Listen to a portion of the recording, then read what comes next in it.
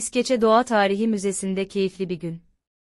Bugün ailecek oldukça öğretici ve keyifli bir deneyim yaşadık. İskeçe'de bulunan Doğa Tarihi Müzesi'ni ziyaret ettik. Müze, bölgenin zengin doğal yaşamını yakından tanımamıza olanak sağladı. İskeçe çevresinde yaşamış olan birçok vahşi hayvanın özenle mumyalanmış örnekleri cam vitrinlerde sergileniyordu. Ayılar, tilkiler, kartallar ve daha birçok hayvan türü hem gerçek boyutlarıyla hem de doğal duruşlarıyla dikkat çekiciydi.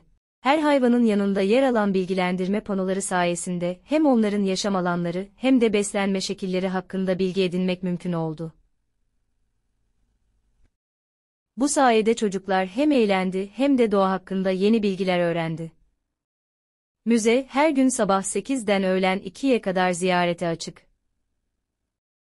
Giriş ücretsiz, oldukça düzenli ve içerideki bilgilendirici panolar sayesinde rehber yardımıyla da her şey kolayca anlaşılabiliyor.